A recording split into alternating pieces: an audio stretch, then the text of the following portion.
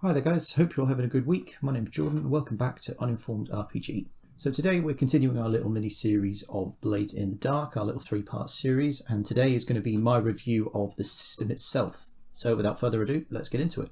So we're going to break this review down into 3 main parts. That's the mechanics, the setting, and then the feel of the game. So first of all, let's look at the mechanics.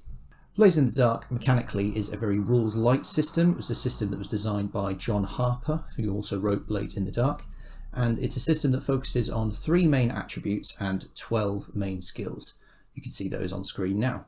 So your 3 attributes are Insight, which is associated with skills which are to do with sort of intelligence.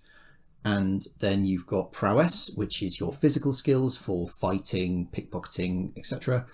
And then you've also got the final one, which is Resolve, and skills associated with Resolve tend to be more social element, whether that be with humans or with ghosts within the city. So every player character in this game will have a certain number of dots associated with a type of skill, and basically whenever they want to make an action roll, they describe as a player what they are actually doing and what skill they are using, and it is then the GM's role to set the position and the effect for that action roll. So the position is essentially how dangerous the situation is that they are in, and then the effect is how likely they are to succeed at rolling that action.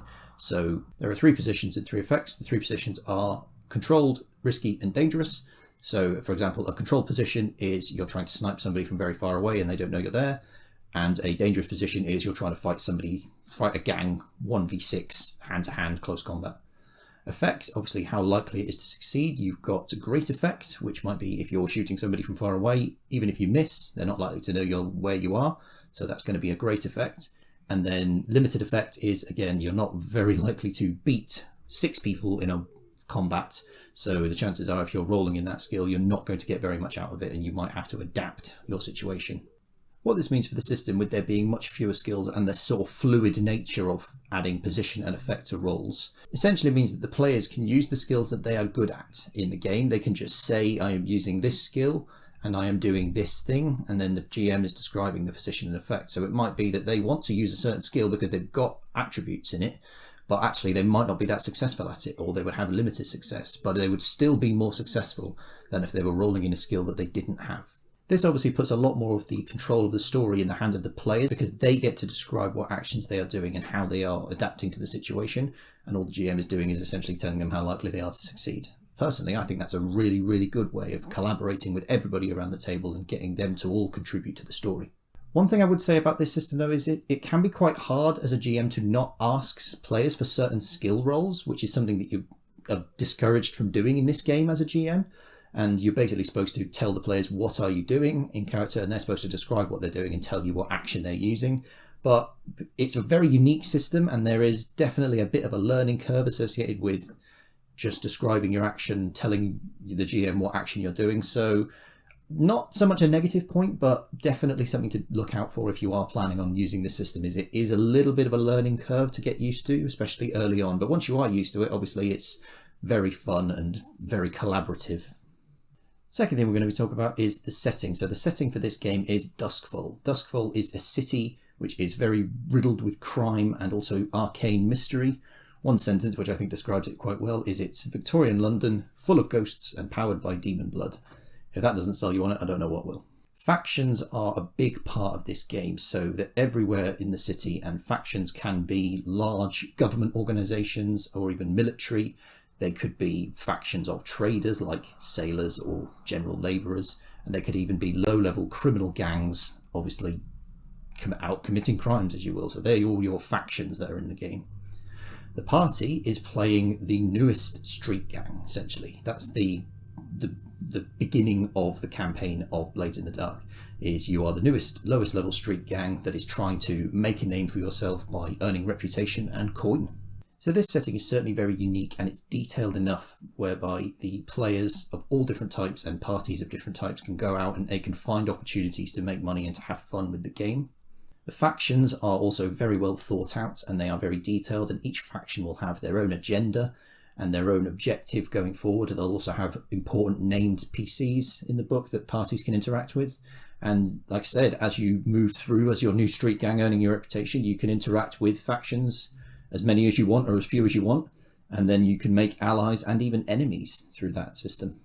Again, one thing that might not appeal to everybody about this game is it's a very city-orientated setting. It's not a sort of survivalist RPG where you're out on the open plains and you've got to manage resources and pick up things and like you've got to make it through each day. You are definitely in a city, and it's a game that's very much about going on scores, earning that reputation, earning money. And so again, it might not be for everybody, but personally I think that it works very, very well for this system, and I really, really love it. Finally, we're going to talk about the feel of the game, and the feel of this game in very simple terms is it is very fast paced. It is all about jumping straight into the action and reacting to the situations as they come up, with the player characters calling flashbacks to set themselves up in the past in order to influence what is happening in the present.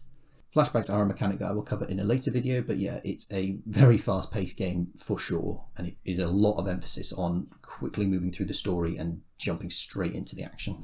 You're also giving the player characters a lot more control over the story in this game, and you are letting them describe the actions that they are taking, and I think that makes this a much more collaborative game than traditional RPGs, whereby you are mostly just going on what the GM says. You are actually contributing to the story. You are telling the GM and the other players how the situation is unfolding based on what your character is doing.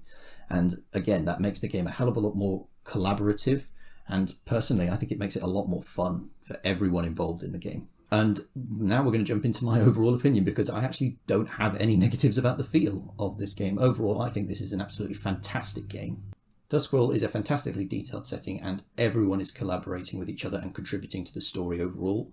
There are also some really unique and brilliant mechanics within this game, which I will cover in a later video, which I think personally make it one of my favourite RPGs that I've ever played, and to be quite honest, I think it's one of the best RPGs currently that you can play. So I definitely think it's worth giving a go and checking out how much fun it can be for people. Even if you don't think it might be the game for you, I definitely recommend checking it out, because the mechanics and the way to play this game is just so unique, and honestly, it's difficult to describe actually how fun it is to play until you've actually played it yourself. So my biggest recommendation is, it's a brilliant game.